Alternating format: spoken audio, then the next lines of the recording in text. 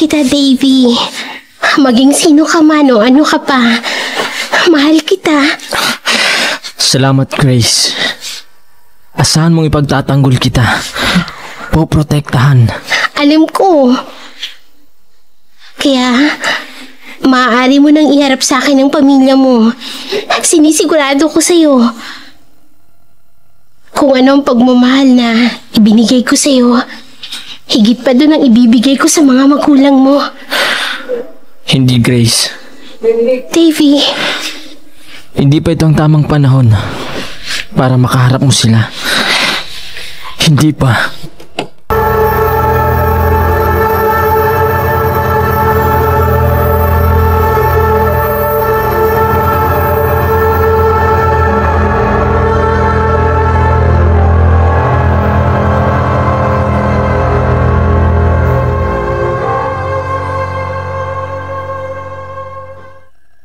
Lumuwas ka lang ng lungsod, nagbago ka na. Tinalikuran mo ang buo nating angkan. At pati na ako na sarili mong ina. Walang mali sa nararamdaman ko, ina. Umiibig ako sa tamang edad at sa tamang babae. Hindi siya nababagay sa'yo. Isa siyang tagalunsod. Naniniwala ang ating angkan na dito ka makakatagpo ng babaeng nababagay sa'yo. Natagpuan ko na si Grace, ina. Kung nagpunta ka dito para ipaglaban ang pag-ibig mo sa kanya, hindi ka na sana nagbalik pa. Ina, hinihingi ko ang inyong pahintulot sa pag-iibigan namin ni Grace. Hindi! Bakit, ina? Nakalimutan niyo na ba? Isa rin kayong taga-syudad. Inibig kayo ni Ama na isang taga-isla. Niyakap ko ang angka ng iyong ama. Tumira ako dito. Tinanggap nila ako. At pinatunayan ko sa kanila ang aking katapatan. Hindi katulad ng iyong ama. Ina! Nang tumalikod ang iyong ama noon, isinumpa siya ng angkan. Kaya umalis siya at tumira sa syudad sa pag-aakalang matatalikuran din niya isang sumpa. Ina. Isang sumpa ang ibibigay ko sa babaeng ipagpalit mo sa akin. Ina, wag. Nakikiusap ako. Sa kabilugan ng buwan, kung kailan yumao ang iyong ama, daranasin niya ang nangyari sa iyong ama. Sinusumpa ko! Ina!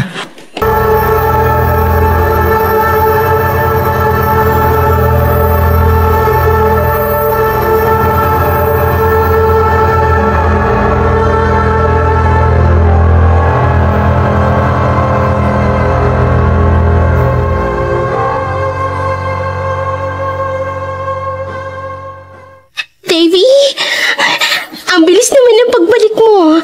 Akala ko sabi mo, 3 araw ko dun sa inyo. Kailangan ko agad bumalik dito. Miss mo na ako agad? Ganun din ako sa'yo. Tatawagan ko nga sana si Sam eh. Magpapasama ako para makapunta sa isla nyo. Mabuti hindi mo ginawa. Davy nung ko pa nahalata, ayaw mo akong makarating sa lugar nyo. Ayaw mo ring makilala kong pamilya mo. Grace. Nasabi mo na ba sa pamilya mo ang tungkol sa akin? Kasi yun ang dahilan eh. Kaya ka umuwi doon? Oo, Grace. May pinapasabi ba si inay? Ha? Si nanay. Ang nanay? Ang nanay mo. Gusto ko kasi siyang tawaging nanay. Kasi sigurado naman ako na tayo na talaga habang buhay. Yun kung wala kang planong seryosohin ako. Ikaw lang ang mamahalin ko habang buhay. Oh, di anong sabi ng nanay? Nagalit siya. Oh. Ha?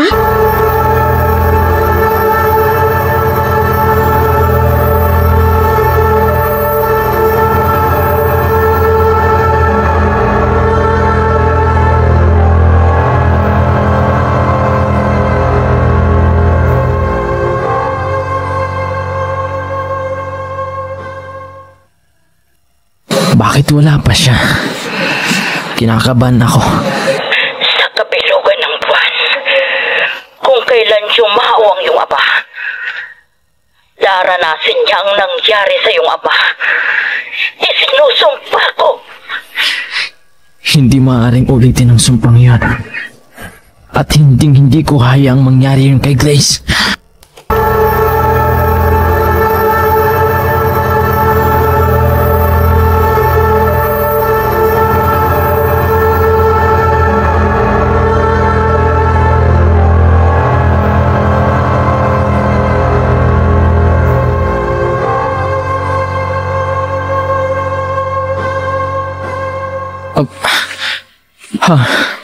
Davy! Anong... Kaninong sasakyan yan? Pinairam sa akin ni Sam. Halika na! Grace, mag-commute na lang tayo. O kaya, kapag nagmaneho ka ng kotse, dapat kasama mo ako. Huwag kang magmamanehong mag-isa. Expert kaya ako sa pagdadrive. At saka maingat ako magmaneho, no? Pero sige, promise, hindi na ako magmamaneho nang hindi ka kasama.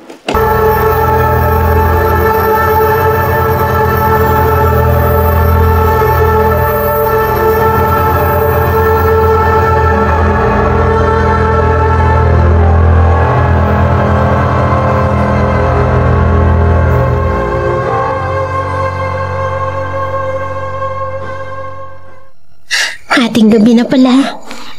Bakit ba ayaw akong dalawin ng antok? Sak sa mga oras na to, tulog na si Davy. Gusto ko siyang tawagan, pero kawawa naman. Baka mapuyat.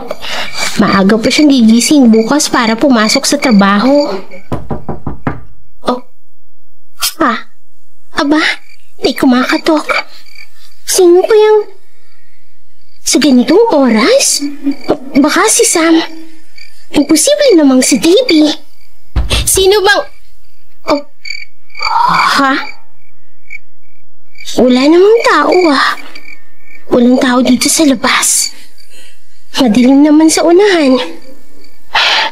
Twisit na Sam yun, ha? Pinag-good time yata ako. Oh.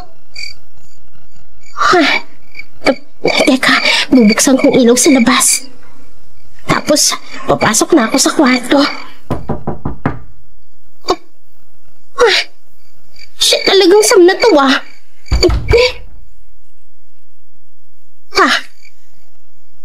Wala namang tao,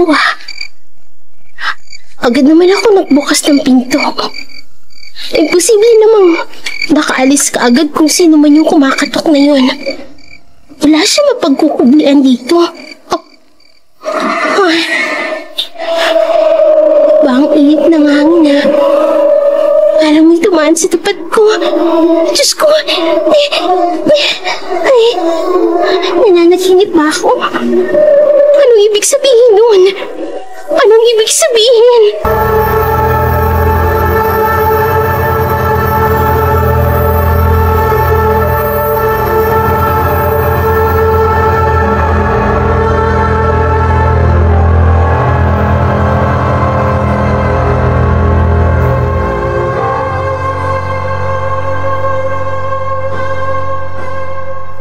Grace, are you okay? Anong nangyari? Nagbibiro ka ba? O baka panaginip lang yun?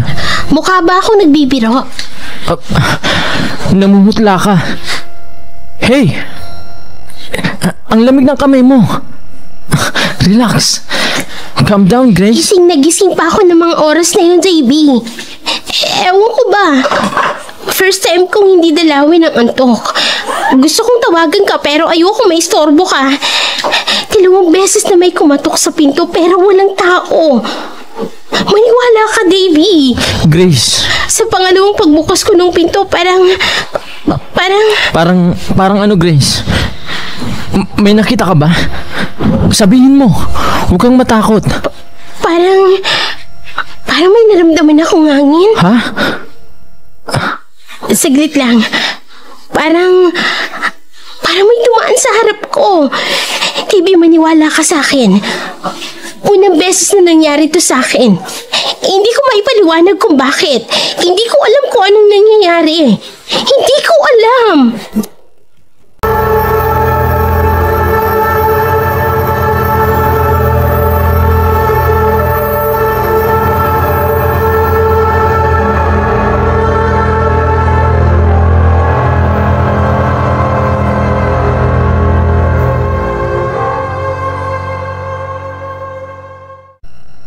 Ama, alam kong naririnig niyo ako. Magparamdam kayo sa akin. Nais ko kayong makausap. Nakikiusap ako, Ama. Kumikilos na si Ina. Ama, batid ninyo kung gaano ko kamahal si Grace. Ayokong mawala siya sa akin. Davy! Anak ko! Ama, tulungan niyo ako. Paano ko maalis ang sumpa ni Ina sa babaeng mahal ko? Walang makakalis sa sumpa ng ating angkan! Ama, mahal ko si Grace. Siya ang babaeng tumanggap sa akin. Nagmahal sa akin. Ngayon lang nangyari to sa akin, Ama. Ngayon din lang ako nagmahal ng ganito. Walang puwang sa ating angkan ang umibig sa hindi natin uri. Pero pareho tayong umibig sa hindi natin kalahay, Ama. Hindi natin maiiwasan ang sumpa. Maliban na lang kung puputulin mo ang sumpa. Ama,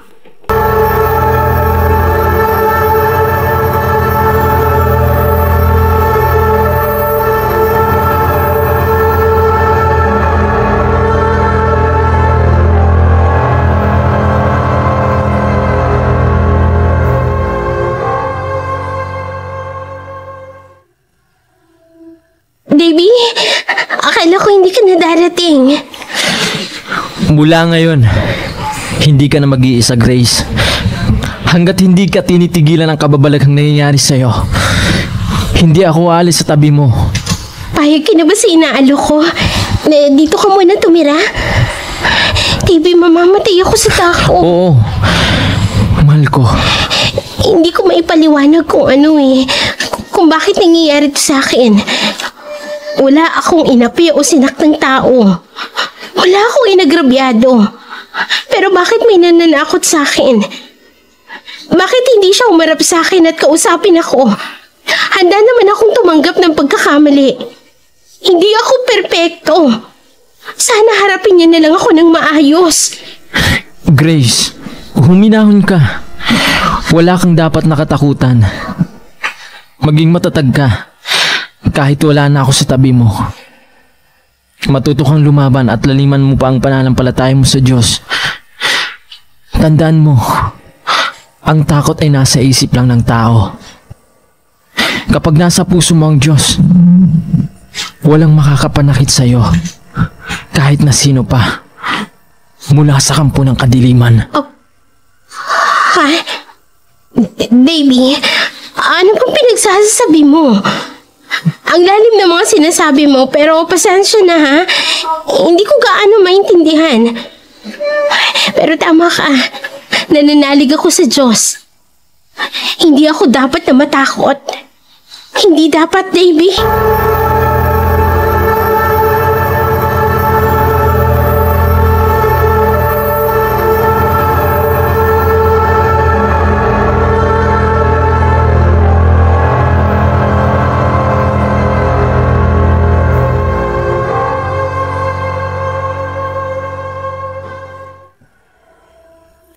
Dumating na ang pinakahihintay ko.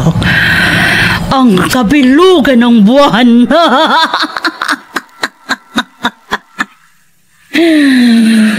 Pagkatapos ng gabing ito, babalik ka sa akin, Davy.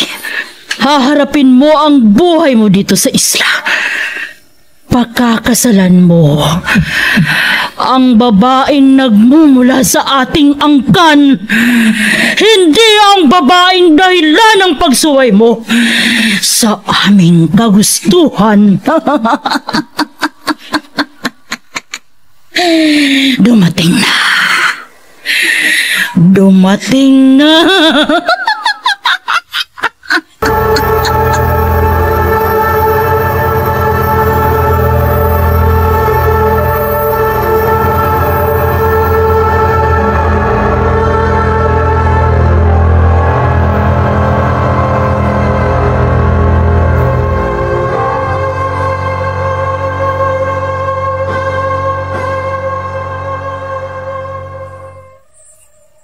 Davy, are you okay? Malapit na akong matunaw dyan sa kakatitig mo, ha? Tandaan mo, mahal na mahal kita. Ganun din naman ako sa'yo. Kapag nawala ako, malaya kang umibig na muli. Nais kong makita kang maligaya, Grace. Stop it! Davy, nabiwirduhan na ako sa mga sinasabi mo. Hindi ko na gusto yan. Ayokong marinig pa yan mula sa'yo. Ihinto mo ang sasakyan. Ha? Teka lang, huwag ka na magmaneho. Malapit na rin naman tayo eh. Malapit na? Kanina pa tayo eh. Ha? Napansin mo rin pala. Nagtataka nga rin ako eh. Kanina pa tayo bumabaybay dito sa highway na to pero pakiramdam ko parang ang tagal na biyahe natin ngayon. Ihinto mo. Ako ang magmamaneho. Okay.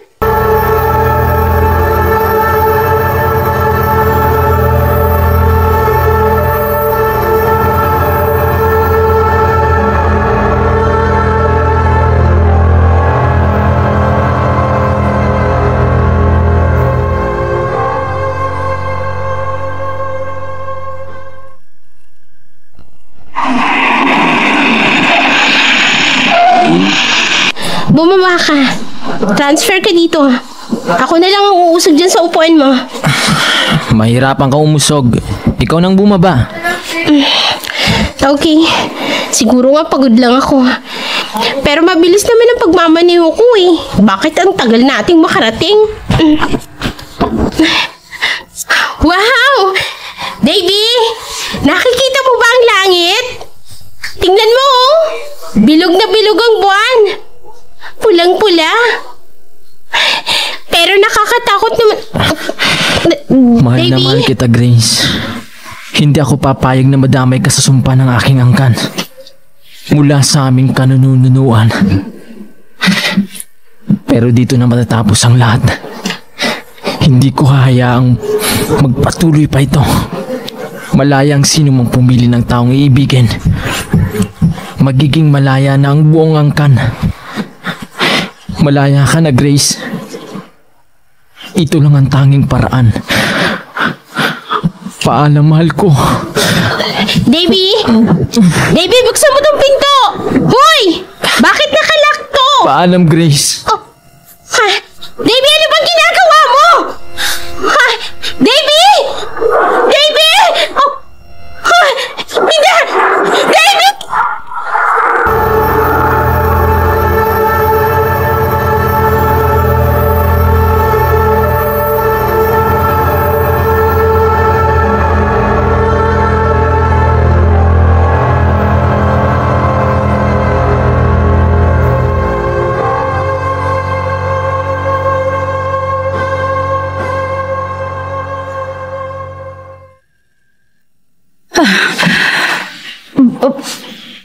Bakit wala akong makitang kaluluwa mula sa kabilang daigdig?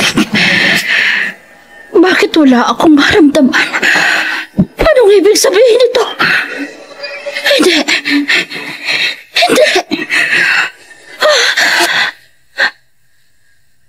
Sinong mahal kong asawa? Bakit lumalayo ka sa akin? Huwag! Dito ka lang! Kailangan kita! May kasama ka? Sino? Debbie? Hindi! Ikaw ang dahilan ng lahat ng ito? Anong ginawa mo? Anong ginawa mo? Hindi! Pinutol mo ang sumpa! Hindi!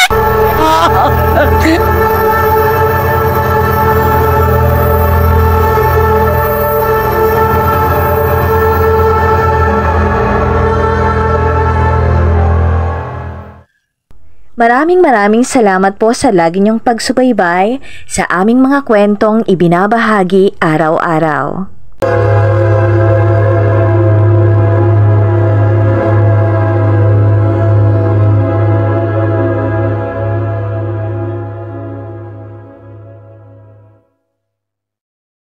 Bago ko po simulan ang pagbabasa sa kwentong ipinadala ni Alona, nais ko po munang batiin ng isang magandang araw sina Ma'am Aurora Buenavista, Elizabeth Dacles, Elma Medillo, at Ma'am Chris Alcantara. Maraming salamat po sa laging pagsubaybay sa aming mga kwento at laging pag-comment sa mga kwentong ina-upload po namin araw-araw.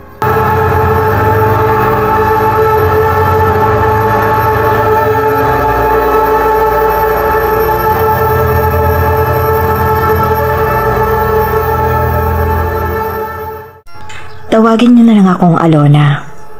Nais ko lang ibahagi ang nakakatakot kong karanasan. Nag-umpisa ito nang muli kaming magkita ng ex-boyfriend ko. Pumunta ako sa mall para bumili ng mga kailangang gamit ng asawa ko. Aalis kasi siya upang magtrabaho sa ibang bansa. Habang naglalakad ay nakasalubong ko ang dati kong boyfriend noong teenager pa lang ako. Alona, ikaw ba yan? Tanong nito na hindi makapaniwala. Alex, ako nga. Kumusta ka na? Eto, okay lang naman. Naglalakad-lakad lang na mag-isa. Nililibang ko ang sarili ko. Nakakabagot sa bahay eh. Wika nito. Ganun ba? Ako eto. Bibilhan ko ng mga gamit ang asawa ko. Malapit na kasi ang alis niya. Mag-a-abroad siya. Kayo nang naging asawa mo, kumusta na? Hiwalay na kami. Iniwan niya ako. Malungkot na wika nito. Ha? Sad naman. Bakit? Sabi niya, pagod na daw siya sa akin. Kagaya din ng pag-iwan mo sa akin noon. Wika nito. Huwag mong sabihin pasaway ka pa rin kaya hindi rin nakatagal sa'yong naging asawa mo. Pagbibiro ko. Siguro. Wika nito. Alam mo, teenagers pa lang tayo noon, basagolero ka na. Sa tagal ng panahon na lumipas, hindi ka pa rin nagbago? Sinubukan ko naman eh. Kaya lang maaga akong sinukuan ng asawa ko. Wika niya.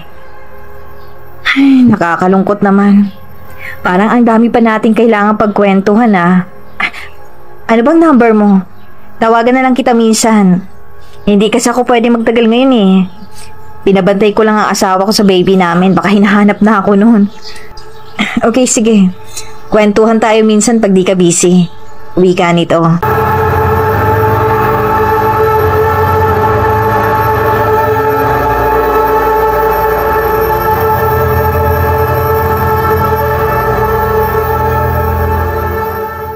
Mag-iingat ka lagi dito na huwag mong pababayaan ang sarili mo.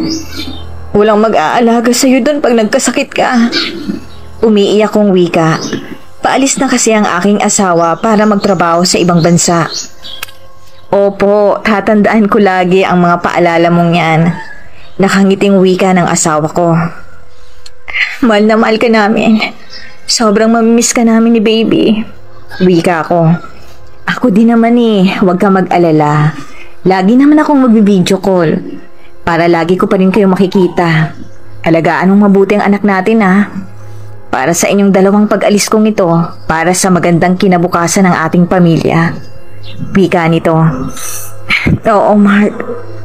Huwag mo kaming alalahanin dito. Ako nang bahala. Hinalikan niya ako at niyakap ng mahigpit. Mahal na mahal kita. Lagi mong tatandaan yan. Kahit nasa malayo man ako, walang magbabago. Sana ikaw din asawa ko. Wika nito. Oo naman, mahal kita at lagi naming hihintayin ang anak natin ang pagbabalik mo.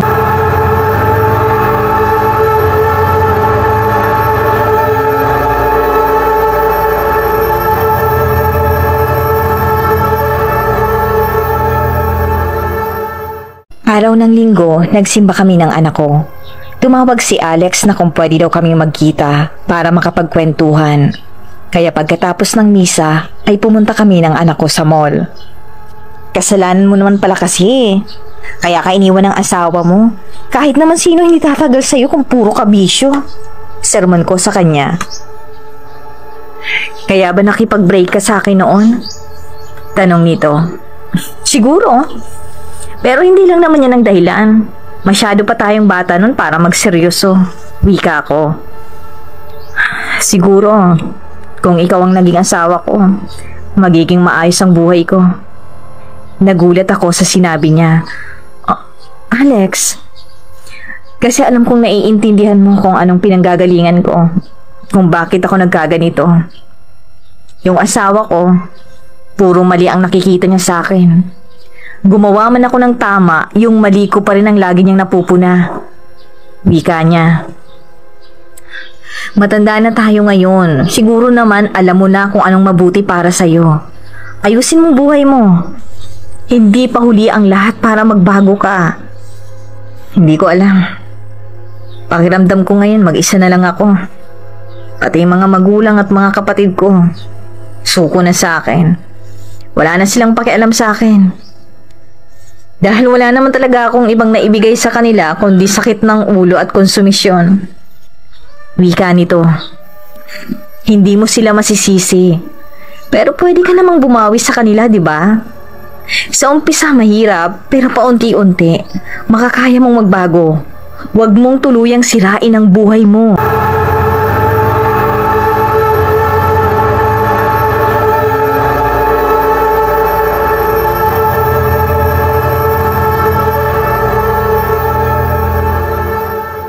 Alam ng asawa ko ang password ko sa Facebook, kaya alam kong nababasa niya ang usapan namin ni Alex.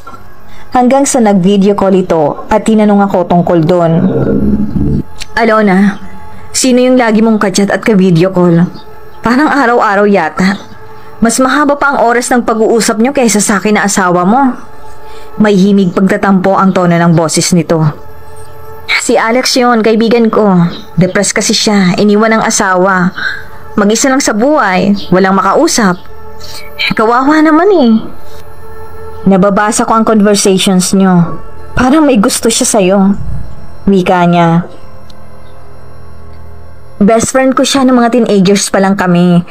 Tapos sinubukan namin nun kung pwedeng maging kami, pero lagi lang kaming hindi magkaintindihan. Lalo pat mga bata pa kami nun. Kaya naghiwalay din kami. Asawa ko, wag kang mag-alala. Ikaw ang mahal ko at nagmamalasakit lang ako sa kanya bilang kaibigan. Nabubuksan mo naman ang Facebook account ko, di ba? Mababasa mo dun lahat ng usapan namin. Wala akong ililihim sa'yo. Mahabang paliwanag ko sa kanya. Natatakot lang ako. Baka magkahulugan uli kayo ng loob. Lalo pat nandito ako sa malayo. Wika nito. Hinding-hindi yan mangyayari. Mahal kita. Mahal ko ang pamilya natin at kahit kailan, hindi ko gugustuhing masira ang ating pamilya.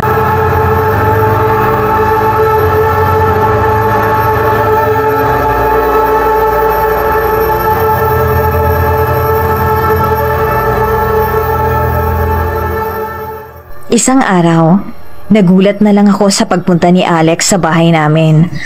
Alex, anong ginagawa mo dito? Bibisita lang dito sa inyo. Eto pala may dala akong merienda. Wika nito.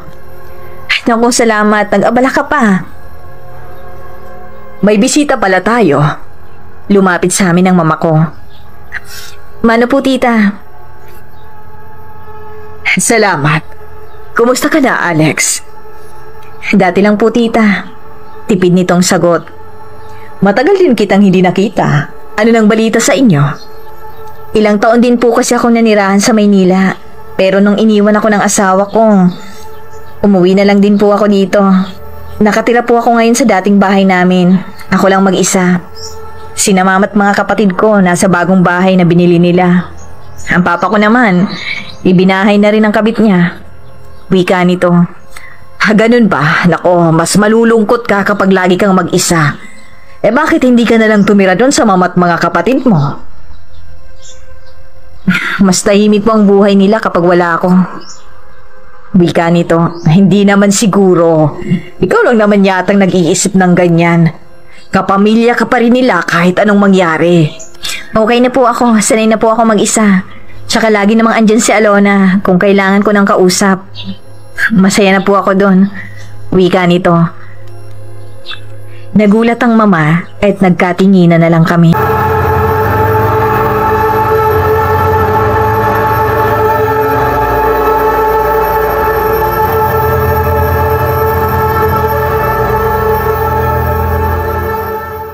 Mahal kita, Alona.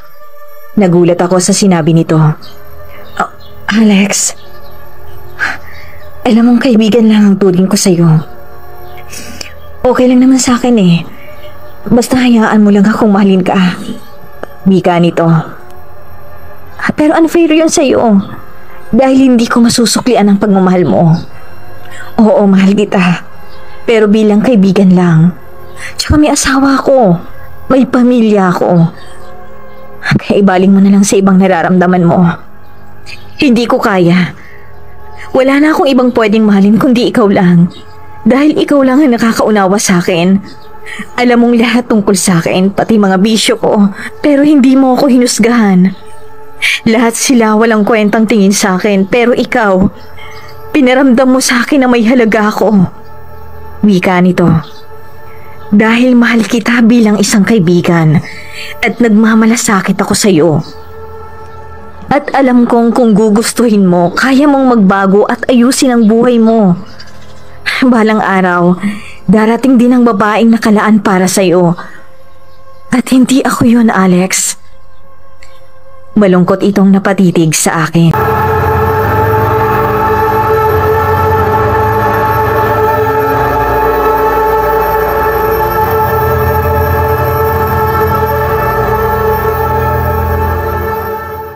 Simula ngayon, ayoko na nakikipag-usap ka pa sa kanya. Seryosong wika ng asawa ko. Pero Mark, hanggat ini-entertain mo siya, mas lalo mo lang siyang binibigyan ng pag-asa. Wika pa nito. Binibigyan ko siya ng pag-asa na huwag sumuko sa buhay. Hindi pag-asa para sa aming dalawa. Malinis ang konsensya ko. Nagmamalasakit lang ako sa kanya. Pero iba ang gusto niya. Mas lalo ka lang mahihirapan. At saka hindi mo obligasyon na itama ang buhay niya.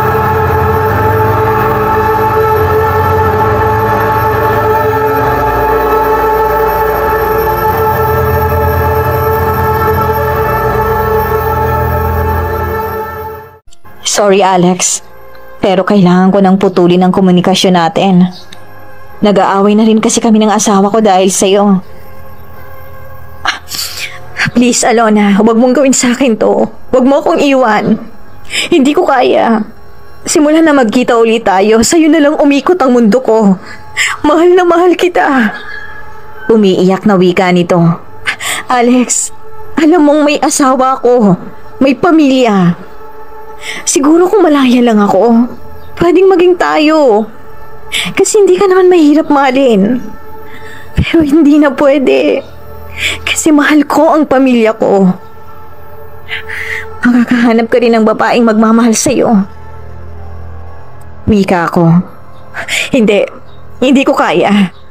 Kung hindi mo na ako kakausapin, kung mawawala ka sa akin, mas mabuti pang mawala na rin lang ako. Wika nito. Alex, huwag ka namang magsalita ng ganyan, oh. Alona, ikaw ang mundo ko. Ikaw lang ang nagparamdam sa akin na kahit paano may halaga pa rin pala ako.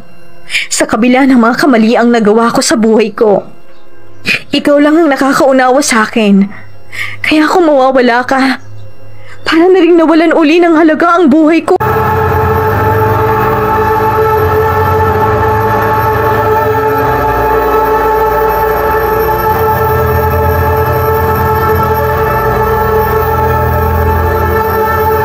Alona, bakit hindi ka nagre-reply sa mga text at chat ko? Hindi mo na rin sinasagot ang mga tawag ko. Malungkot na tanong nito.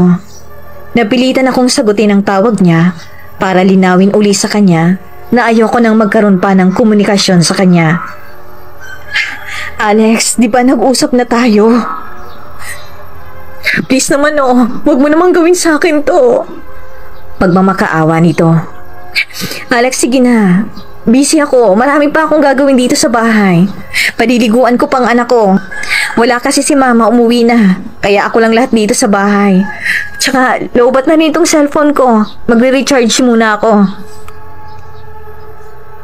Iniiwasan mo lang ako. Ayaw mo lang akong kausapin. Wika nito. Alex, please. Loobat na talaga. Oh, nag-shutdown na nga. Ay. Hanggang sa tuluyang namatay ang cellphone ko habang magkausap kami.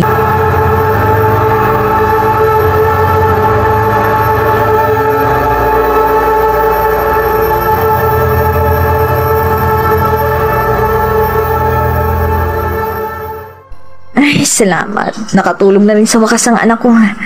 Natapos ko na rin ang mga gawaing bahay. Makakapagpahinga na ako ng maayos. Nakakapagod. Yung cellphone ko nga pala, nakalimutan ko. Kanina pa yung nakasaksak. Kukunin ko. Mabuksan nga to. Oh. Ang daming mga text ni Alex, ha? Sagutin mo naman ako, please. Mag-reply ka naman, Maawa ka sa akin. Hindi ko kayang mawala ka. Kung talagang ayaw mo na akong kausapin, mabuti pang mamatay na lang ako. Ano ba naman to? Alam kong pabigat lang ako sa buhay mo, kaya gagawin ko to. Sa huling pagkakataon, gusto kong makausap ka. Mag-reply ka naman, Tatawag ako. Sagutin mo, please. Pangako, last na to. Hindi na kita iistorbohin pa. Mauubusan na ako ng dugo.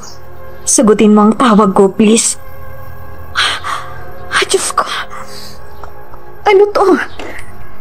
Anong ginawa ni Alex? Tatawagan ko siya. Ring lang ng ring. Hindi niya sinasagot. Alex, please, sagutin mo ang tawag ko. Hindi. Huwag naman sana magkatotoong iniisip ko. Huwag naman po sana, Diyos ko.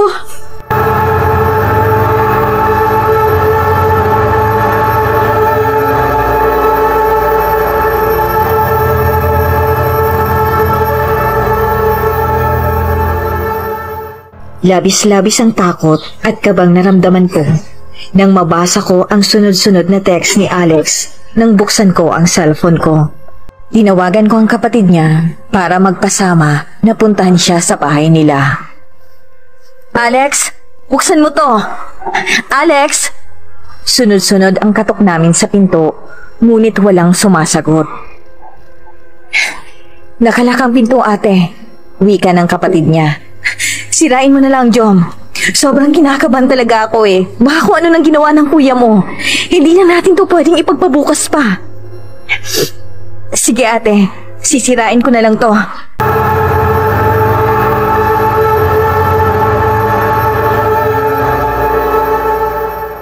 Ginamit ni Jom ang buong lakas niya upang masira ang pinto. At pagpasok ko, nang hilakbot ako sa bumungad sa akin.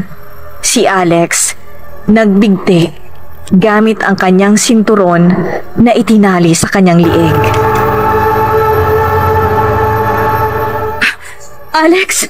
Alex! Diyos ko! Anong ginawa mo? Bakit mo nagawa to? Wala na akong nagawa, kundi ang umiyak na lang. Kuya! Umiyak na rin ang kanyang kapatid. Alex, bakit ka nagpakamatay?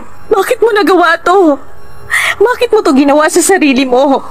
Patawarin mo ako, hindi ko kaagad nabasa ang mga text mo. Patawarin mo ako! Mahal na mahal kita, Alona. Mahal na mahal kita. Bigla akong nanghilakbot nang marinig kong nagsalita ang kapatid niya. At hindi ako maaaring magkamali. Boses yun ni Alex. Alex? Jom? Anong sinasabi mo? Takot kong tanong dito. Ako to, Alona. Gustong-gusto kitang makausap. Bakit ngayon ka lang? Wika pa nito. Labis man natakot ang nararamdaman ko ay kinausap ko siya. Alex, sorry. Patawarin mo ko. Hindi ko alam na kaya mo tong gawin sa sarili mo. Hindi ko na kasi kaya. Hindi ko na kaya ang sakit na nararamdaman ko. Wika nito. At sa sobrang awa ko ay niyakap ko siya. Alex, hindi mo dapat ito ginawa. Alam mong mahal kita at mahalaga ka sa akin. Oh, ate, bakit mo ako niyayakap? Nagtatakang tanong ni Jom. Jom, sumapi sa yung kaluluwa ng kuya mo. Nakausap ko siya. Ano? Ate naman, huwag mo akong takutin ng ganyan. Takot na wika nito. Nagsasabi ako ng totoo. Tumawag ka na ng mga pulis, Jom. Sobrang nangihina ako. Hindi ko matanggap ang ginawang ito ng kuya mo.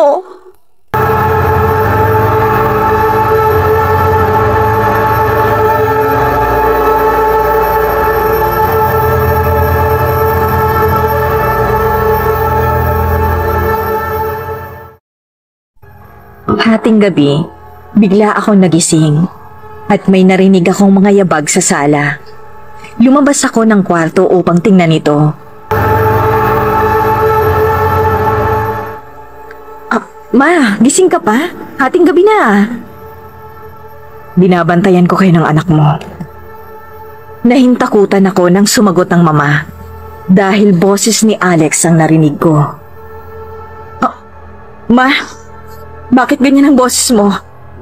Huwag mo naman akong takutin, Kaya nga kita pinapunta muna dito para may kasama kami ng anak ko. Huwag kang matakot, Alona. Lagi kitang binabantayan. Wika pa nito. Ang boses mo, Alex. Mahal na mahal kita, Alona. Gustong gusto kitang makausap. Wika nito. Alex, please. Sana matahimik ka na. Patahimikin mo na rin ako. Maawa ka sa akin. Umiiyak kong wika. Alona? Anong nangyayari? Bakit ka umiiyak? Gulat na tanong ng mama. Ma? Ikaw na yan? Paniniguro ko. Oo, bakit? Nandito na pala ako nakatulog sa sofa. Bakit ka nga ba umiiyak? Anong nangyari? Wala po, ma. Wala po. Namimiss ko lang ang asawa ko. Pagsisinungaling ko sa kanya. Konting hintay na lang. Ilang buwan na rin lang naman, uuwi na rin ang asawa mo. O sige na, pumasok ka na sa kwarto niyo at matutulog na din uli ako.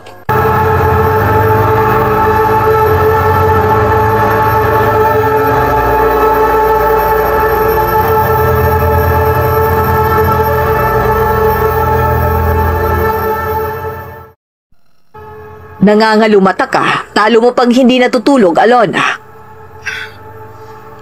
Bigla na lang po kasi ako nagigising tuwing hating gabi at hindi na ako nakakatulog uli. Lagi mo kasi sigurong iniisip yung nangyari kay Alex. Hindi ko maiwasan, ma. Lalo pat pakiramdam ko. Kasalanan ko kung bakit siya nagpatiwakal. Wala kang kasalanan doon, Alona. Desisyon niya yun sa buhay niya. Bigla akong natigilan. Bakit? Nagtatakang tanong ng mama. Parang may biglang yumakap sa likod ko, ma. Malamig. Ramdam na ramdam ko. Ano? Pwede ba, Alona? Huwag mo akong tatakutin. Baka atakihin ako sa puso. Alex.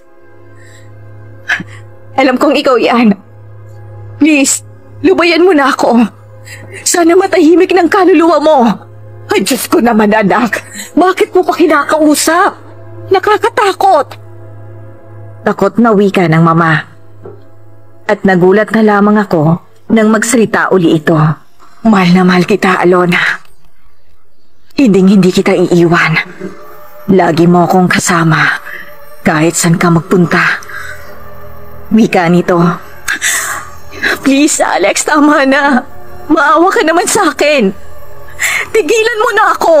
Hindi na nagiging normal ang buhay ko dahil sa mga pagpaparamdam mo. Tama na. Alona, bakit mo ako sinisigawan? Ma? Sorry po. Sumapi na naman po kasi sa inyo si Alex. O Diyos ko, huwag ka magbibiro ng ganyan. At ano na naman ang sinasabi mo? Huwag mong sabihin, lagi siyang sumasapi sa akin nang hindi ko alam? Takot na tanong ng mama. Opo, Ma. Tuwing hating gabi, bigla ka na lang pumapasok sa kwarto namin ng anak ko. Kaya lagi akong nagigising. Umuupo ka lang lagi sa gilid ng kama at pinagmamasdan kami. Binabantayan mo kami. Ano? Hindi ko ginagawa yan. Gulat na gulat ito. Alam ko po. Dahil hindi naman ikaw yon, may sumasapi sa inyo. Ay, Diyos ko. Kinikilabutan ako. Ayoko na dito. Mamamatay ako dito sa takot. Uuwi na ako. Takot na wika ng mama ko. Ma, please. Huwag mo kami iiwan dito. Kaysa naman mamatay ako na maaga dito, aber nga. Uuwi na ako. Ma.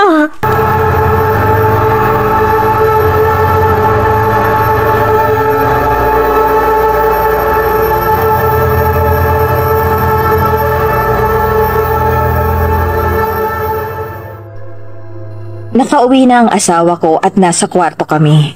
Niyakap niya ako ng mahigpit at hinalikan. Sobrang namiss kita, asawa ko. Wika nito. Ako rin naman eh. Mahal na mahal kita. Mahal na mahal din kita. Wika nito na labis kong ikinagulat. Kaya bigla ko siyang naitulak. Dahil boses na naman ni Alex ang narinig ko. Alona, bakit mo ako itinulak? Takang tanong ng asawa ko. Mark, sorry. Nagulat lang ako. Para kasi may narinig akong ibang boses. 2 taon lang akong wala. Hindi mo na kilala ang boses ko? Pabirong wika ng asawa ko. Pasensya na. Mahal na mahal kita, asawa ko. Huwag ka na sanang aalis. Huwag mo na uli kaming iiwan. Natatakot na akong mag-isa. Umiiyak kong wika at nagtatakang napatingin na lamang sa akin ang asawa ko. Oh, bakit? May problema ba? Nag-aalalang tanong nito. Oh, ha? Wala. Basta, huwag ka na lang umalis uli. Dito ka na lang magtrabaho. Gusto ko lagi kitang kasama. Hindi ko masabi sa kanya ang mga kababalaghang nararanasan ko.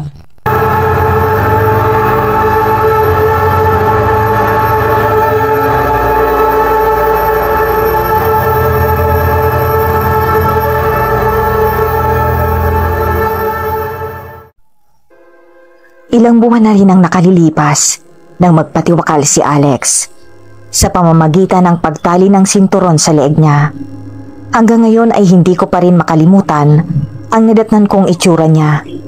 Mahirap unawain at mahirap paniwalaan, ngunit sumasapi siya sa mga taong nakakasama ko para magparamdam at kausapin ako.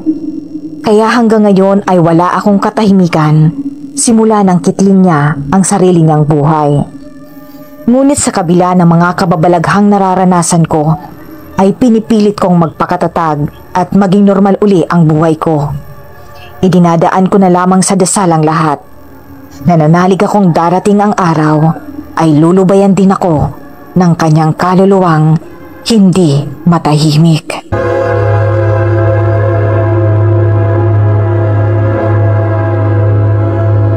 Maraming salamat po sa lagi niyong pagsubaybay sa aming mga kwentong ibinabahagi araw-araw. Pinuntahan ni Waldo ang kapatid ng kanyang tatay na matagal ng panahon na hindi nakikita. Ngunit sa pananatili nila sa lugar na yon, ay nag-umpisa na rin ang mga kababalaghan na kanilang naranasan.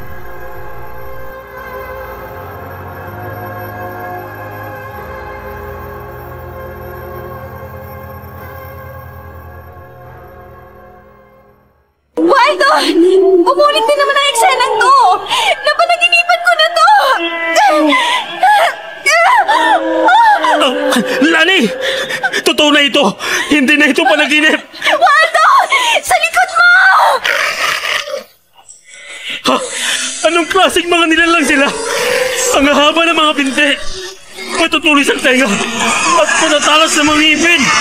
Waldo! Gumising na tayo! Alam ko panaginip lang to! Panaginip lang to!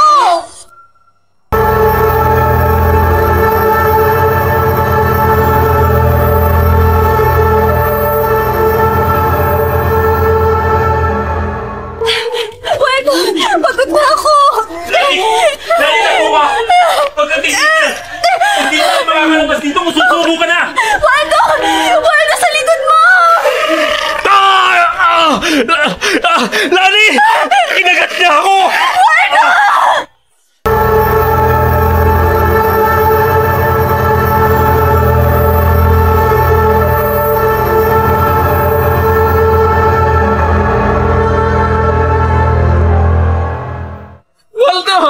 Tulungan mo ako, anak! Masusunog ako rito! Waldo! Doon sa may goong na yun! Sundan natin ang tinig ni tatay nito! Tay! Anong nangyayari sa inyo? Nahihirapan ako huminga, Waldo, anak! Malapit na tayo sa kinaroroonan niya! Si Tay! Tay! Tay! Tay, salamat! At natagpo ka namin! Waldo, tingnan mo! Unti-unti na nalalap na sa balat ni tatay Mitoy! Dahil sa init ng paligid! Hindi! Hindi!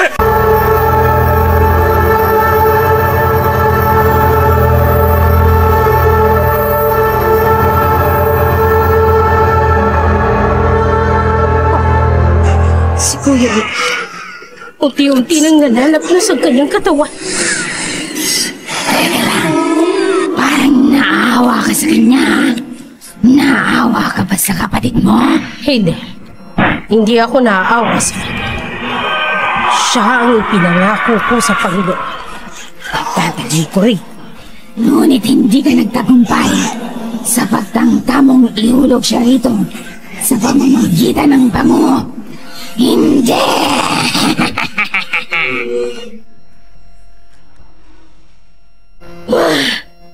Hindi na naman natupad ang plano ko.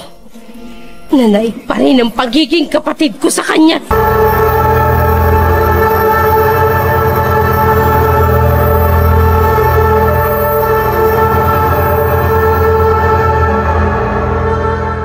Wala nang pag-asa, Lani. Hindi na tayo makakawala sa lugar na to. Hindi na tayo makakalabas dito.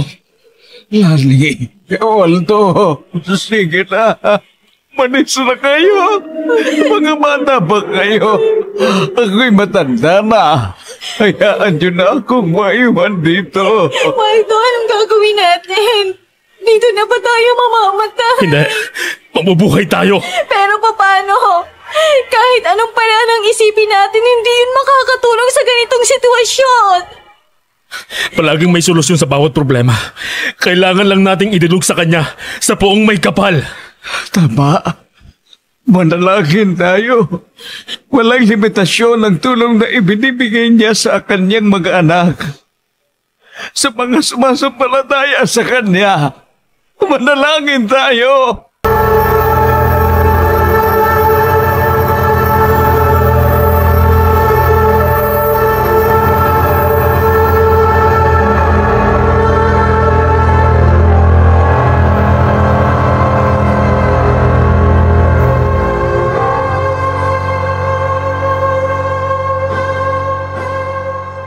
Naririnig mo ba yun? Anong naririnig? Makatinig. Nanggagaling sa itaas. Dalawang babae nag-uusap. Saan mo narinig? Doon sa kaliwang bahay. Doon nanggagaling ang makatinig. Sige, Lani. Baka yan ang kaligtasan natin. Dali mo si Taymitoy. Sundan mo ako. Oo. Lani. Si Itay. Bakit? Nawalan siya ng malay.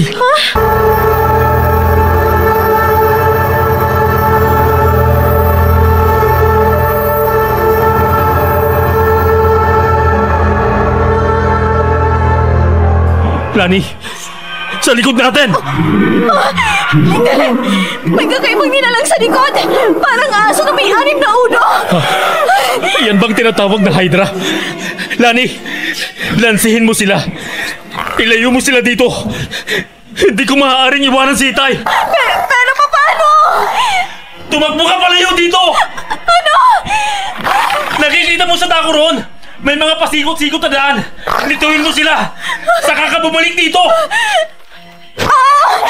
Diyos ko, sana makaya ko. Sana. Halika kayo! Ako ang habulin niyo!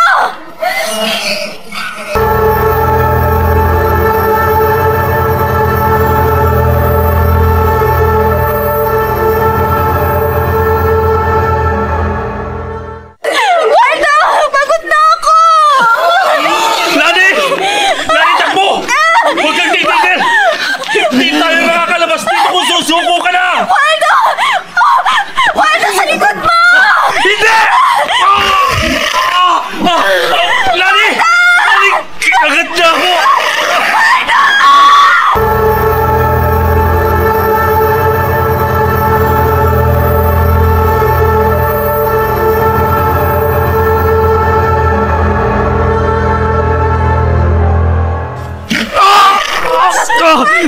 Lani!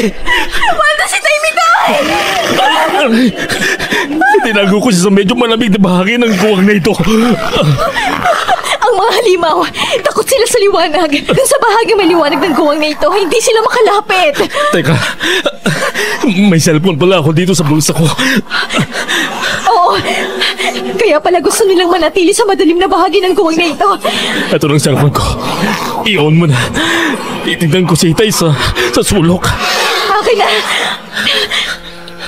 Wala pa rin siyang malay. Salamat naman at hindi pa lubot magagamit natin ang flashlight sa pagtuntun natin ng daan. Oo, dalian mo. Sumasakit ng sugat ko. Titingnan ko. Diyos ko, nagka-gangrene na agad yung sugat mo, Waldo. Namamatay ng mga tissue sa paligid ng sugat mo. Anong ibig mo sabihin? Makaka-apekto ito sa buhay mo. Unti-unti nang hihinang resistensya mo. Ano? Ibig mo sabihin, mamamatay na ako? Waldo.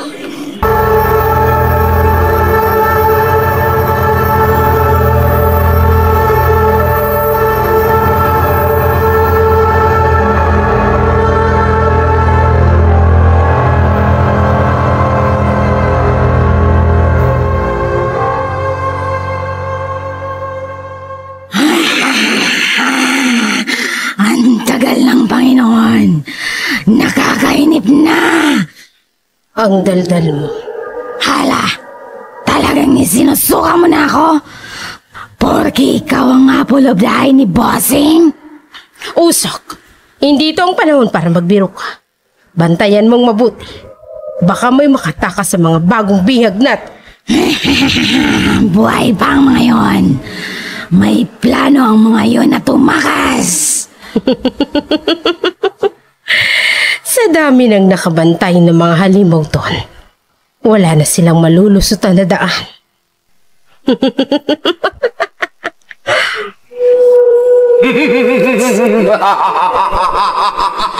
Ang Panginoon, naririto na siya. Waldo, lumalayo talaga sila kapag natatamaan ng sinag ng flashlight. Lani, nangihina na ako. Naupo mo. Tubig. Bigyan mo ako ng tubig. Nasaan ako? Taymitoy, Nagkamali ni siya, Waldo. Waldo, anak. Tay, nandito pa rin tayo sa ilalim ng lupa. Iwanan niyo na ako. Tumakas na kayo. Gumagawa po kami ng paraan, Tay Mitoy. Masasaan ba't makakatakas din tayo dito? Lani, may naririnig ka ba? Oo, may sumisit-sit. Hoy, kayo! Hindi niyo ba ako naririnig?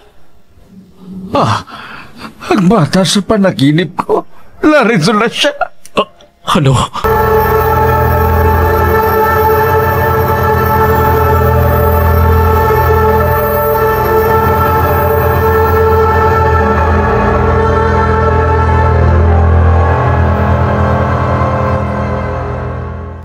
Ang ibig niyong sabihin, Tay, nakakausap niyo siya sa panaginip?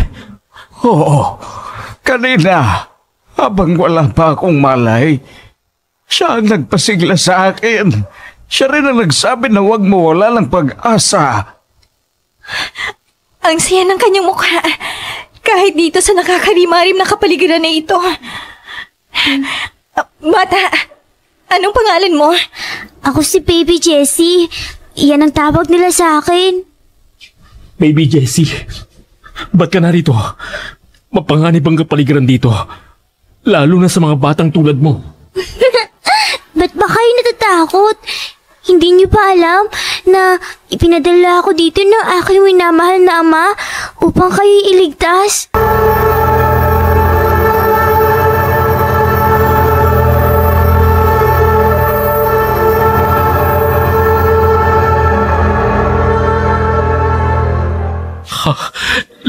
Lani, Itay, ang sugat ko. Hinawakan ni Baby Jessie. Unti-unting naghilom.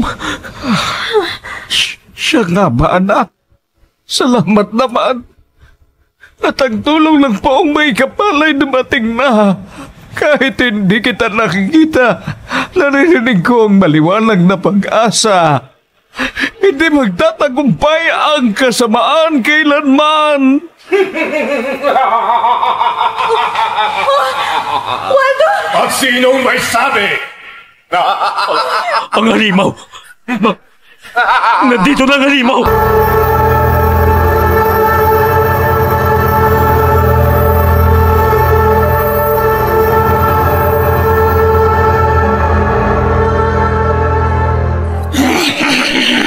Narinig mo yun? Andyan na ang Panginoon. Umanda ka. Bababa tayo sa ilalim ng lupa. Kanina ba ako nakahanda? In fact, handang-handa na ako. Tingnan mo ang mukha ko. Huwag mong gayahin ang mukha ko! Ito naman. Ayaw mo nun. Kambal tayo. Umalis ka dyan. Sinisira mong diskarte.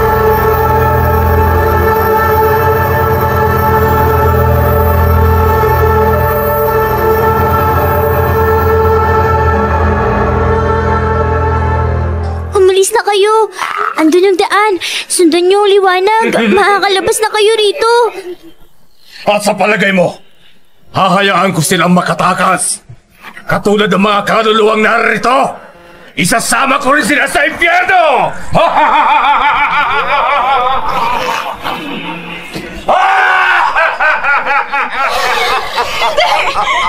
Para lang nang kinakain ng mga kaluluwa ng mga tao dito sa guwang!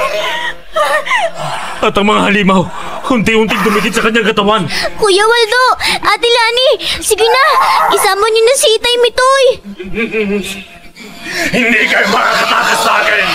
Hindi!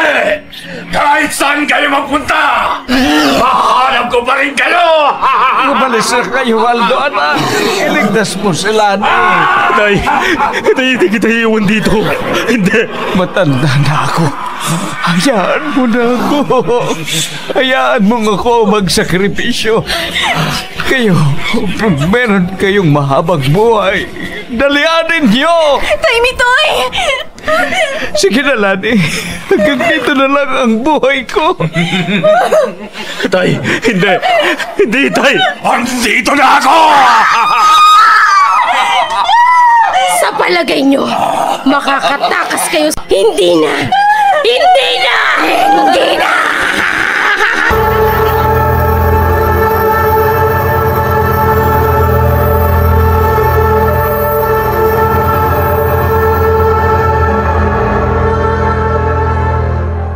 Pulang-pula ang mga mata niya at nagsitintigan ang kanyang buhok at tumahaba.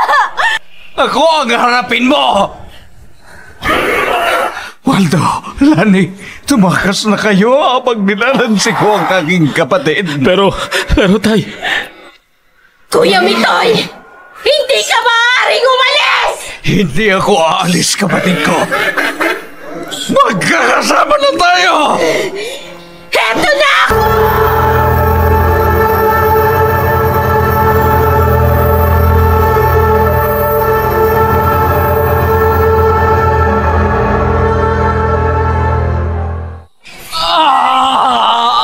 Ang buhok mo ay binubulubutan ako!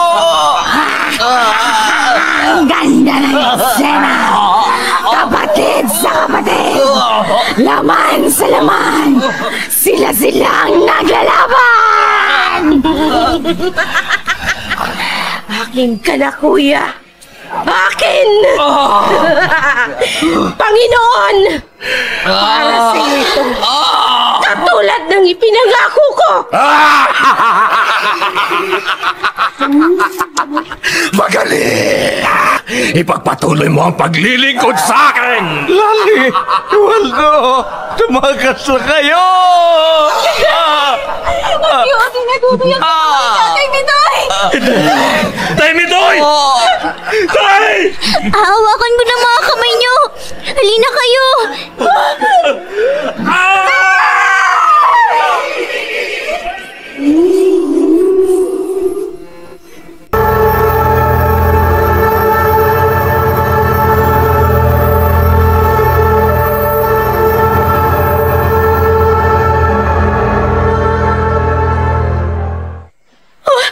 Nasaan na tayo?